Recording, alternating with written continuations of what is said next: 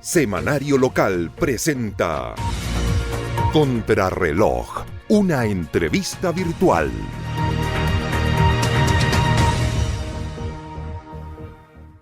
Hola, ¿qué tal? Muy buenas tardes, bienvenidos a esta nueva edición de Contrarreloj junto a nuestro contertulio, amigo y camarada Bernardo Candia Enrique, a quien le damos este cordial saludo. Un gusto, Bernardo, compartir contigo. Hola, buenas tardes, Claudio.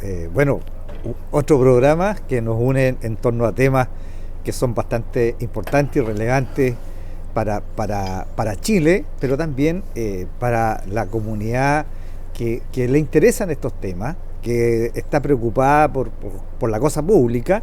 Y bueno, vamos a dar a conocer nuestros textos que hoy día trajimos para compartir con la ciudadanía de Osorno, la región y también a nivel nacional. Y son tres textos. Uno de Eric Sadin, que es un francés que ha escrito varios textos o ensayos que dicen relación, en el caso de este, es la humanidad aumentada, la administración digital del mundo. Este es un texto que en realidad es muy coyuntural en términos de lo que significa las redes sociales hoy día, para que la gente nos entienda con claridad, de cómo la época digital se ha posicionado dentro de lo que podríamos llamar un nuevo humanismo, en el sentido de que se desplaza a lo que es el ser humano y se centra en lo que es la parte digital. La tecnología. Absorbiendo al ser humano. Al ser humano. Y el segundo texto es de Gidon Rashman, cómo el culto a la personalidad amenaza la democracia en el mundo. Oiga. La era de los líderes autoritarios. Basta ver el mapa internacional para darse cuenta de cómo ha ido configurándose este mapa y de cómo estos discursos autoritarios se han ido instalando a nivel de los distintos países y el surgimiento de regímenes que usan la democracia para ser electos, pero una vez estando en el poder, lo primero que hacen es tratar de modificar la Constitución para entronarse en el poder. Caso emblemático, para que la gente lo asocie a imágenes concretas, el señor Bukele en El Salvador. Ya, después vamos a conversar de esto. Sí. Quiero precisar algunas cosas con Franco de Le Monde. Este es un libro muy interesante que se llama Epidemia Ultra, del fascismo europeo a Silicon Valley, anatomía de un fenómeno que está conquistando el mundo. Y quiero leer de verdad una parte que tiene que ver con un discurso de Jean-Marie Le Pen. Ella dice algo muy básico, pero que es muy contingente. Proponía una sociedad excluyente y discriminatoria, pues todos los problemas de Francia parecían tener un mismo culpable: los inmigrantes. Hablaba de ley y de orden frente a la criminalidad. Sostenía que los extranjeros quitaban trabajo y vivienda a los locales e insistía en que la identidad nacional estaba siendo erosionada por la presencia de cultura foránea. Si yo comparo este texto o esta frase de Le Pen, son calcadamente similares a las que usó Hitler en 1933. Es decir, acá están los fundamentos de cómo y cuáles son los teóricos que le dan sustento a estos planteamientos. Uno de ellos es un historiador que establece que la sociedad, al igual que los seres humanos, nacen, se desarrollan y mueren. Spengler. Él plantea en un libro lo que él ha denominado la decadencia de Occidente. Bueno, el discurso de todos los populistas de ultra se sustentan precisamente en el discurso de la decadencia. Es decir, aquí hay decadencia porque hay una inmigración incontrolada, hay decadencia porque los valores morales han sido erosionados y, en tercer lugar, aparece un cuestionamiento a las élites gobernantes. Es decir, toman el concepto de pueblo como en contraposición a las élites gobernantes. Pero lo curioso de todo esto es que una vez que estos pseudo intelectuales llegan al poder, pasan a ser la élite y Nuevamente se repite el proceso. El proceso. Entonces, este libro es altamente recomendable porque da cuenta de los fundamentos ideológicos de estos discursos populistas que hoy día están imperando en el mundo y que están erosionando la democracia precisamente porque plantean discursos de esta índole que la gente aparentemente se las está comprando, se las está creyendo y muchas veces por desconocimiento, por no formarse, por no tener una capacidad de reflexión sólida.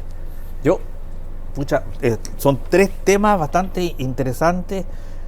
No sé cuál enfocar el primero. Me quedo dando con este último comentario que tú haces. Esto es muy similar a lo que el año 89 se conocía como la perestroika.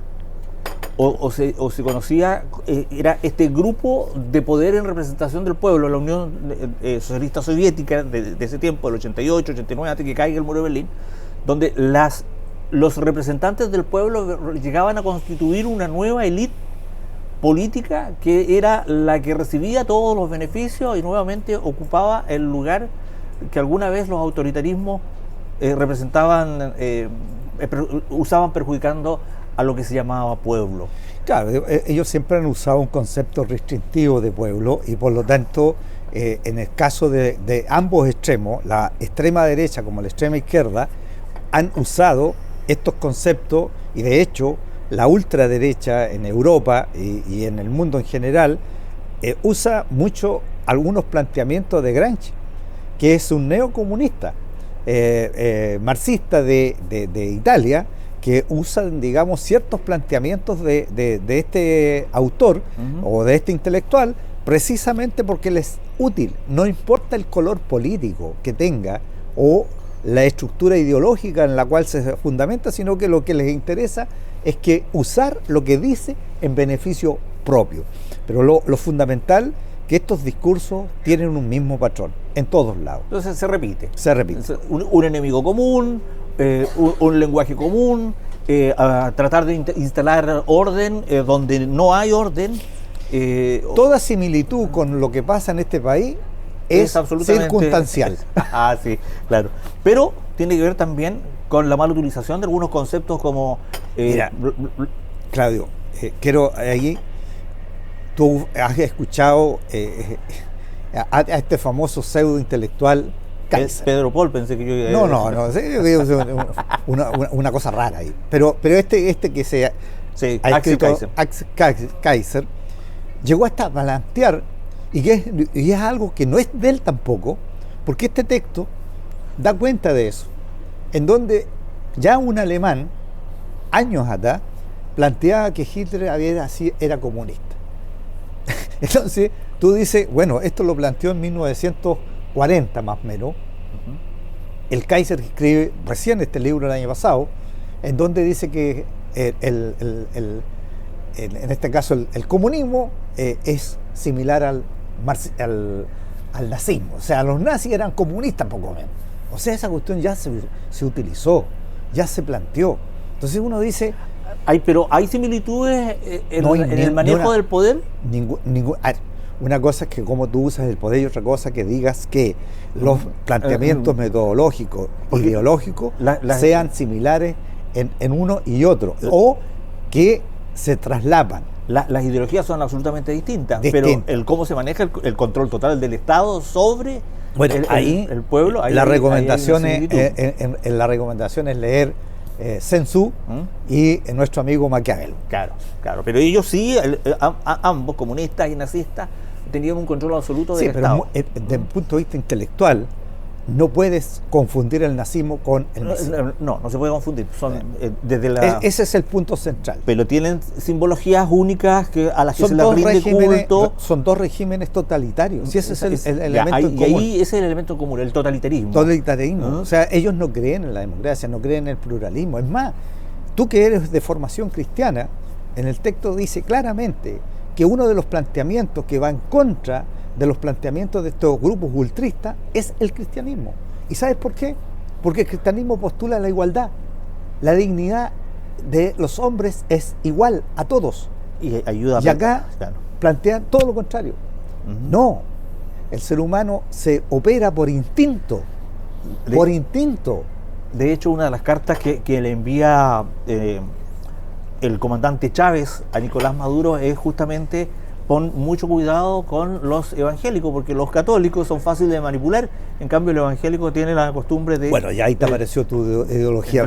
Pero es verdad. Entonces, la religión ha sido, lo planteaste tú con un libro que trajiste la semana pasada, la religión ha sido el motor de todos los cambios, incluido la ciencia. No, claro, o sea, Ahora, la contribución de la iglesia hay una enorme. Ahora, la manipulación permitió, por ejemplo, que el Ernesto Cardenal armara una iglesia donde Cristo era un revolucionario de bóvina muy parecido al Che Guevara. Entonces, sí, pero esos son grupos extremistas. Y los nazis sacaron sus propios cultos a sus deidades alemanas ancestrales que venían a modificar un nuevo hombre alemán. Claro, pero son cosas inventos. Pero que tienen un asidero porque la gente los compra y los adquiere. Escúchame, hasta la suástica de los nazis es una copia de la cultura romana, asiática, no asiática, que tiene que ver de China con la India. Entonces, tú dices que ellos buscaron por todos lados tratar de justificar. Hay una estrategia. Hay una estrategia en ambos grupos de cómo manipular a las masas, que también es un libro que trajiste tú. Yo me estoy leyendo los prólogos, así que te puedo hablar con respecto. O sea, está yendo al rincón de los flojos. Al rincón de los flojos. Y reviso las declaraciones que tú haces en el programa, pero no tenés que leer el libro. Entonces, Epidemia, de Franco Del Don, que hace justamente un análisis con respecto al fascismo europeo y cómo pero también tiene que ver con estos vacíos de autoridad que se dan en una sociedad que está desregulada en muchos aspectos, en lo que la gente más débil busca un salvador. ¿Quién? ¿Quién mete preso a todos los delincuentes? ¿Quién mata a todos los violadores? ¿Quién? No, evidente, mira, hay un caso histórico que es el que da origen a todo esto, ni siquiera es Trump, es en Italia, Berlusconi. Cuando se produce, digamos, la hecatombe, claro, se produce la hecatombe de los partidos tradicionales en Italia, donde todos desaparecieron porque estaban todos metidos en la corrupción, desde los comunistas, los democratacristianos y los socialistas, todos estaban metidos en la corrupción. Se cae el sistema político tradicional y aparece o emerge este señor Berlusconi con un cierto mensaje mesiánico, y ese es el vacío que se produce y permite que surjan estos reyazuelos de poca monta que se hacen del poder, porque evidentemente la gente siente de que aquellos políticos tradicionales de formación profesional no le respondieron o no tuvieron a la altura de las cosas. Siempre hay un quiebre histórico para que surjan este tipo de personajes. Bueno. Y el discurso es exactamente el mismo, es decir, los mismos patrones. Occidente está en decadencia, el discurso populista, aquí hay que combatir a esta élite corrupta, nosotros venimos de representando al pueblo, somos emergentes, somos poco menos que San Bernardo, claro. Son personas incómunes que no tienen ningún delito y por lo tanto ellos asumen la conducción de un Estado. Entonces siempre va a haber vacíos, como tú dices, o quiebres institucionales en donde permiten que surgen.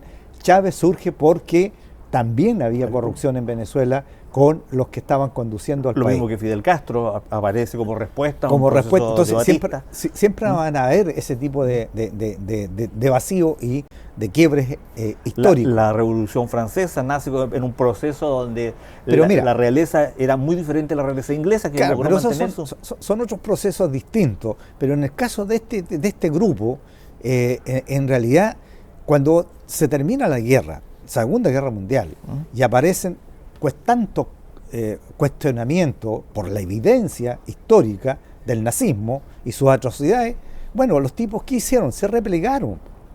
No es que hayan desaparecido las ideas, ahí estaban latentes y resurgen en la medida que las condiciones y el contexto histórico cambian. Un paso atrás para tomar impulso.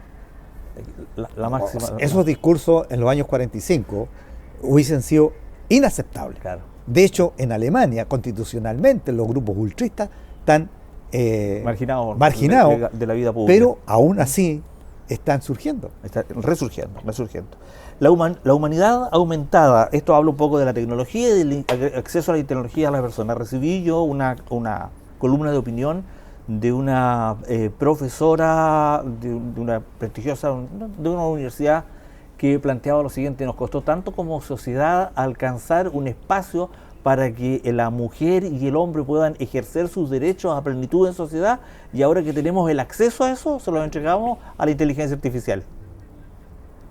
Bueno, el texto da cuenta un poco de cómo la tecnología se ha ido apoderando y ha ido generando un nuevo tipo de humanidad en donde, curiosamente, el individualismo es mucho más potente, porque cuando tú ves, por ejemplo, a una persona, un cabro joven hoy día, en un computador, un PC, y está todo el día ahí en Facebook, Instagram, en todas estas cosas que hay de las redes, haciendo TikTok, eso lo que uno que hace es cortar la sociabilidad de esa persona con el resto. O sea, tú ves que en todos lados uno va a cenar, va a comer y vas a encontrar todos los comensales en la mesa chateando, sentados, y el diálogo, la conversación, lo que te hace ser humano, desaparece. Se va perdiendo y se va entregando el control, porque la inteligencia artificial viene a tomar control nuevamente de estos procesos de vacíos que va dejando la sociedad. Por estos días están reunidos en Ginebra. Te lo cuento porque nosotros hicimos este resumen informativo, y en resumen lo mencionaba como una de las noticias de tecnología a nivel mundial, que en Ginebra están reunidos una serie de personajes representantes de los distintos gobiernos, de cómo vamos a enfrentar una nueva sociedad con una inteligencia artificial que va a ser parte de la conducción de los países. Cuando la inteligencia artificial en capacidades avanza mucho más rápido que lo que la humanidad en desarrollar procesos. Entonces hay que empezar a limitar. Y eso los países tienen que tener una visión común. Entonces ya se está empezando a trabajar recién en eso. Así que este es un libro muy de ahora, muy de... coyuntural. Muy coyuntural. Ni lo vamos a comentar porque sale el perfil de su amigo personal acá, de los líderes autoritarios, que tiene que ver justamente con estos vacíos, estas ausencias, y es una mezcla de lo que se ha planteado aquí. Bernardo, siempre es un placer recibir su recopilación de libros. Este es muy actualizado, pues estamos hablando del escenario que ha creado Donald Trump en este último tiempo, y que logró, para bien o para mal, darle una nueva configuración a nuestra sociedad y al mundo actual. Con muchas consecuencias para nuestro bolsillo en lo personal, y aquí quiero enlazarlo con esto, con la guerra de Irán, en este caso con Estados Unidos, Irán, y no hay que dejar afuera al complejo de Israel, porque uno de los causantes de todo lo que está pasando con la guerra de Irán es precisamente Israel, con su presidente Netanyahu. Pero mira, hace poco yo escuchaba las declaraciones de nuestro ministro de Hacienda, Quirós, explicando de por qué no bajaban las bencinas a los precios anteriores en este caso, antes de la guerra. Bueno, y la explicación, de verdad, francamente... da a entender que hay caja, no, se está haciendo caja. Mira, de verdad, es una ofensa a la inteligencia de cualquier chileno. Él dice básicamente lo siguiente: mire, la bencina no va a bajar hasta el momento a los precios que teníamos antes de la guerra, porque hay que refinarla. Y las refinadoras a nivel del mundo están cobrando más, eso es lo que quiso decir. Claro. Pero lo que no dice él, que ENAP tiene las refinerías en Chile, y que Chile compra crudo, es decir, el petróleo lo compra crudo y lo refinamos en Chile. Y por lo tanto, señor ministro, no le mienta a la gente. No venga a falsar. No, pues es una explicación cantiflesca. Diga la verdad, sea honesto, porque eso construye confianza. Porque lo otro no construye confianza. Ahora, porque la gente, digamos, cuando ve este tipo de explicaciones absurdas, que no tienen sustento y fundamento, por favor, eso no le resta a usted, le resta credibilidad. Los seres humanos, a Dios gracias, podemos pensar y reflexionar. Y sabemos que en Chile tenemos refinería, y que sabemos que en Chile compramos el petróleo en crudo y lo refinan. Y en segundo lugar, no hace mención al petróleo. La pregunta es por qué el petróleo subió 560 pesos y hoy día todavía no baja, siendo que el barril de petróleo ya está en el precio anterior. Entonces uno dice, a ver, momento, sea honesto y diga la verdad. Usted está haciendo caja, está acumulando impuestos a través del pago o la compra que uno hace cada vez que va a una bencinera a echarle petróleo o benzina. Y usted está recaudando más de lo que debería recaudar. Y ENA es el instrumento que usted está usando. Ahora, nos está diciendo con esto que él está recaudando para su pecunio personal. No. Él está Para el Estado. recaudando para entregar un informe final de las deudas acotadas o manejadas de forma efectiva y eficiente, pero se hace en base al sacrificio que hacemos nosotros los usuarios finales del Los consumidores estamos pagando el pato y las consecuencias de cuando usted va al supermercado, los precios de la farra, desde lo que es los alimentos básicos, porque la gente siente cuando tú vas al supermercado que efectivamente te están golpeando con la inflación. La inflación aquí va a llegar al 5%, y estamos sobre el 4%, un país que va a crecer lamentablemente menos del 1,3%, por lo tanto los indicadores macro con una cesantía del orden del 10% son malos, y por lo tanto lo que usted debería dedicarse a gobernar y darle gobernabilidad o gobernanza a la economía, y no venir a cantinflear con estos discursos que nadie se los compra. Ahora, esto tampoco es una carta blanca para que sálvese quien pueda y hagamos caja en forma individual, sobre todo si son funcionarios del Estado. Me refiero yo a las denuncias entregadas por este funcionario de la Policía de Investigaciones que se parapetó, hizo una situación bastante llamativa en Santiago, pero cuyas ramificaciones y procesos investigativos alcanzan a la pequeña y suntuosa ciudad de Osorno. Mira, yo creo que aquí estamos frente a una situación gravísima. Yo creo que estamos en presencia de un fenómeno que está afectando a todas nuestras instituciones, que es la corrupción. Hay que nombrarlo con nombre y apellido clarito. Aquí hay corrupción denunciada por un funcionario, nombra fiscales y nombra a integrantes de la PDI. En servicio. Ese es lo que él denuncia. Ahora los fiscales dicen, no, aquí solamente hay denuncia contra funcionarios de la PDI. Curiosamente aparecen 2 funcionarios de la PDI de Osorno, que yo lo lamento profundamente, vinculados a estos hechos, en donde aparece un pseudo empresario, y voy a dar el nombre del tipo, que es Mauricio Oliva Sagredo, porque no se le puede nombrar empresario a un delincuente que compraba y vendía maquinaria robada. Eso es lo que era su acción. Entonces, y que los dejen con medidas cautelares, que el fiscal llegue a un juicio abreviado de los 38 que tomaron detenidos en su oportunidad con bombos y platillos, y que lleguen a través de un juicio abreviado a condenas que son irrisorias. Mira, y aquí yo me recuerdo de un premio Nobel que decía lo siguiente, básicamente, si son los beneficios mayores a los costos, yo voy a delinquir. Y aquí estamos en presencia precisamente de ese fenómeno. Entre mayor sea el beneficio y los costos sean menores, voy a delinquir. Por lo tanto, lo que hace el fiscal con este tipo de juicios abreviados es básicamente decirle o darle un indicador, una motivación, siga delinquiendo. Porque al final los costos son menores a los beneficios que obtengo. Porque imagínate cuánto cuesta una máquina pesada. Hoy día un camión tolva debe estar cerca de los 100 millones de pesos. Una máquina retroexcavadora, una motoneladora sobre los 150 millones de pesos. Entonces tú dices, si le dan 541 días, que es la condena que tiene, remitida en su casa, bueno, queda clara la motivación. O sea, aquí los costos no se pagan. Y por lo tanto, ¿y por qué el fiscal llega a un juicio abreviado?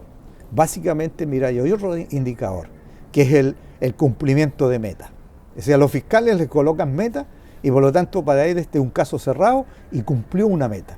En consecuencia, lo que debiera haber aquí es que hay que aplicar ese incentivo con criterio. Es decir, este tipo de conductas no puede tú llegar a un juicio abreviado cuando hay un afecto, un impacto obviamente negativo para la sociedad, porque al final de cuentas hay un mensaje negativo. Un mensaje negativo. Entonces tú dices, ¿cómo es posible que llegue a un acuerdo porque tengo que cumplir una meta? Entonces, ojo con esto, yo creo que aquí hay que erradicar la corrupción y por lo tanto aquí las instituciones tienen que tomar las medidas pertinentes. El gobierno tiene que llamar a terreno y decir, oiga, aquí algo está pasando, no puede ser que nuestras instituciones estén siendo permeadas por delincuentes, es decir, uno no sabe si va a ir a hablar con alguien que es parte de esta institución, está hablando con un detective o está hablando con un delincuente que está dentro de los detectives. Entonces, esas cosas hay que erradicarlas. Y acá yo creo que la sociedad tiene que pedir transparencia y sanciones a los responsables, porque aquí no vengan a pasarlo por loco, porque al final de cuentas lo que él hace o dice es producto de una persona que está absolutamente colapsada, sobrepasada, y que lo que pretende es salvaguardar. Por algo tira la pistola, tira su placa y pide ayuda. Y en segundo lugar, si hay matonaje al interior de la institución, igual que la mafia, entonces, bueno, tendrán que tomar los que están conduciendo esa institución las medidas pertinentes, porque esto ya no es un caso aislado, esto está sucediendo. Otras instituciones como Carabineros que también han sido permeadas, el Ejército, que uno nunca hubiese pensado que el Ejército, también permeado. Entonces tú dices, aquí hay que tomar medidas radicales. ¿Y para qué decir de la Fiscalía? Porque también hay un caso en Los Ángeles en donde hay 2 abogadas que están siendo procesadas, más una jueza y más un ex fiscal que está involucrado también con los narcotraficantes. Entonces, dejémonos de no decir la verdad.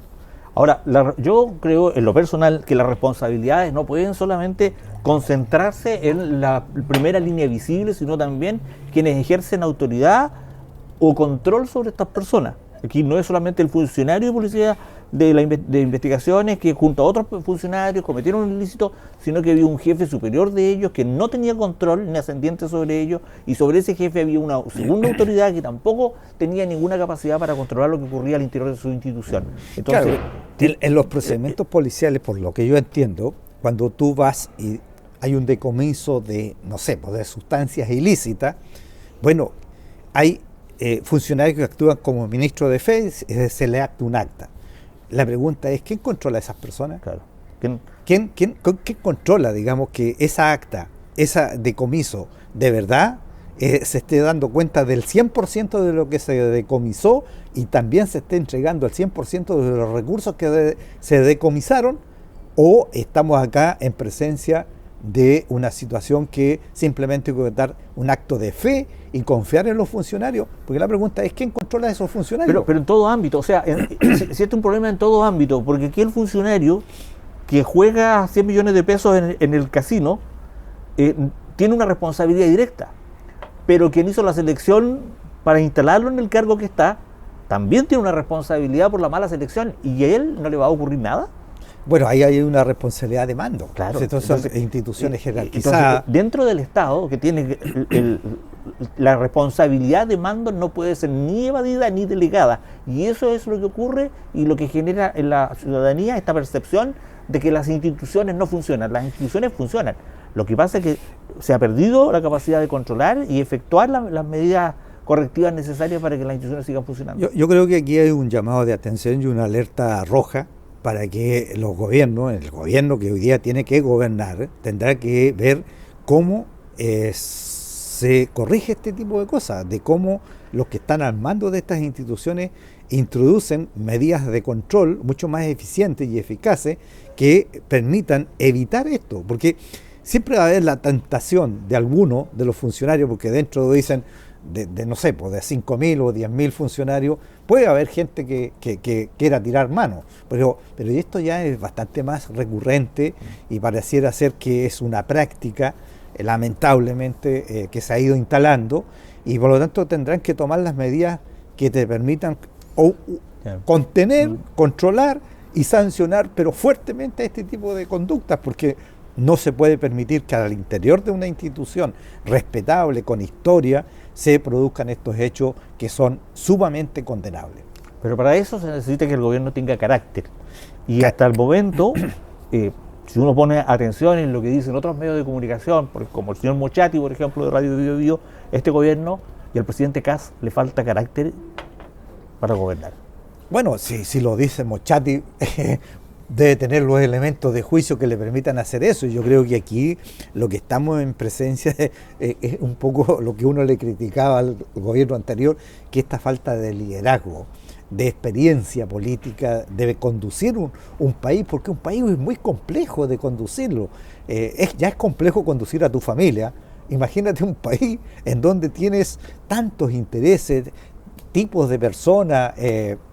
Bueno, es muy complejo. Y por lo tanto estas soluciones facilistas no operan en la estos discursos rimbombantes para la prensa, que yo voy a hacer mano que nuevamente es la responsabilidad. ¿Cuántos seremis se retiraron? ¿Cuántas autoridades de este gobierno abandonan el barco porque no tenían las capacidades y las competencias? La última cifra que yo escuché eran 22. Entonces tú dices... Entonces, ¿qué es? ¿Es un problema de individuos incapaces o de reclutadores que no tienen las convicciones ni las capacidades para poder ejercer? Mira, yo creo que están los dos elementos que tú haces mención, porque yo me acuerdo que cuando tú ibas a nombrar, cuando estaban los gobiernos de la concertación, operaba un sistema de control muy estricto.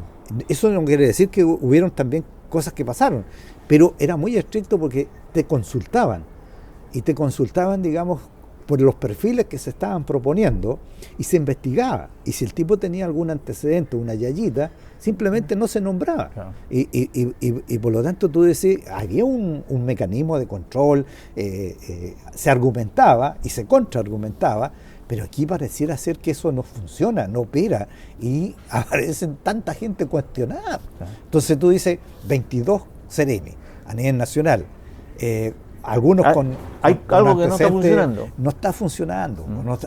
Entonces eso demuestra inexperiencia, demuestra también una falta de liderazgo por parte de las personas que tienen que ejercerlo, porque la pregunta, Claudio, es ¿quién conoce a los seremi? Ya llevamos más de 3 meses, claro. 4 meses de la región de los lagos.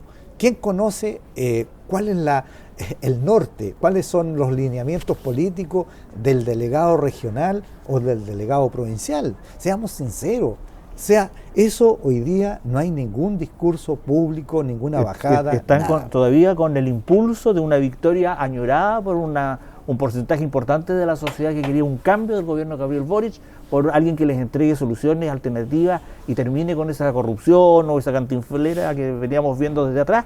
Entonces ese impulso, esa inercia con la que se asume José Antonio Kast se mantiene todavía, pero esa es 2 meses más.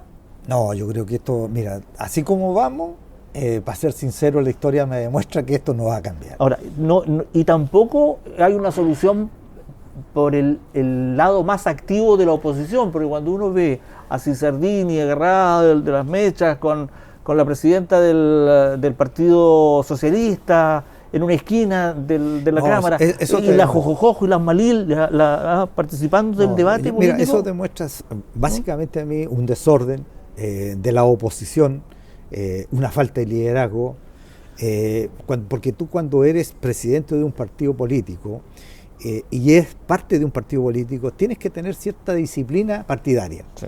Y aquí lo que uno ve es agendas personales. Claro. La Chicardine con el otro individuo, lo que tiene es una agenda personal, no le interesa el partido. Claro. Ellos quieren estar presentes diariamente en la palestra pública y nada más. Entonces, por un lado yo creo que hay un problema serio de responsabilidad política y de conducción y de liderazgo. Totalitarismo en incubación. Yo no creo eso, pero lo que veo ahí es un desorden, una anarquía. Los partidos políticos tienen que tener disciplina y orden para funcionar, porque la pregunta del oficialismo es ¿con qué negocio? Claro. Y por otro lado aparece el PPD con otro con su propia agenda, con su propia agenda, con su acuerdo privado. Entonces uno dice, este es un desorden. Entonces ahí es en donde tú ves la falta de liderazgo en Chile de la clase política. Entonces aparecen todo este tipo de personajes de poca monta, hablando cualquier cosa para la tribuna. Me gustaban los personajes de la política como el ex intendente Galileo Hong Kong que tuvimos nosotros acá en la zona, y un gallo simpático, efectivo, muy eficiente Galileo. Claro, yo siempre, mira, mañoso, claro, político ducho, claro. Pero el tipo sabía el rubro y sabía, digamos, su rol. que era lo importante. Porque yo me acuerdo cuando se produce el asunto del volcán en Chaitén, el tipo fue capaz de evacuar a 6.000 personas, Claro. y solamente murió una persona, que fue producto de un infarto que le dio a la señora por su edad. Sí. Entonces tú dices, ese tipo de políticos hoy día no los tenemos, Ah, no los tenemos, no están conduciendo. O sea, si tú Y esos espacios que van quedando los empiezan a ocupar los podujes. claro, aparece. Pero mira, Buduje está siendo bien valorado porque el tipo a lo menos es competente en su área. Claro. Es un tipo prepotente, pesado. pero hace la pega. Y mide 2 metros. No es Claro, no es llegar y decirle, oye. No es como para tomarle el pelo. Claro, entonces, pero frente a eso aparece este personaje, Sí. por ejemplo, pero del resto de los ministros, Claudio, seamos sinceros, Bueno. yo creo que hay que buscar con lupa alguno que sea más o menos... Lo mismo que en los primeros meses del gobierno de Boric. Pero Ocurre es exactamente lo mismo. exactamente lo No, mismo. no. Si cambiaste... La solución pasa por lo mismo nuevamente llamar de la banca a aquellos que quieran ser parte ahora de este proceso de gobierno, porque se le prometió tanto a la comunidad con respecto a que no iba a ocurrir lo mismo. Yo sí doy certeza que estos no se van a llevar la plata para la casa ni se van a perder los millones, hasta el momento, eso creo. Pero lo que sí es que quién va a querer sumarse a un gobierno. Es que mira, este discurso que cuando ellos llegan con un discurso demoledor diciendo de que estamos en decadencia, que es consistente con lo que estamos viendo anteriormente. La decadencia, ¿cómo se traduce? En que había aquí una inmigración desatada, de que en segundo lugar todos se lo habían robado. Entonces la pregunta, si somos serios, si tú te robaste la plata, ¿por qué no hiciste la denuncia a la fiscalía Claro, para que meter preso a los que la robaron? Yo quiero la transparencia del informe final. Claro. Entonces no me vengan a cuentear diciendo de que, bueno, se robaron la plata y en consecuencia no hago ninguna denuncia formal a la fiscalía. Entonces yo legítimamente me puedo preguntar, oiga, ¿usted está siendo cómplice de esto? Pues si usted dice que se robaron la plata, ¿por qué no hace la denuncia a la fiscalía? Sí. ¿Por qué no opera que el sistema judicial haga su pega? Así es.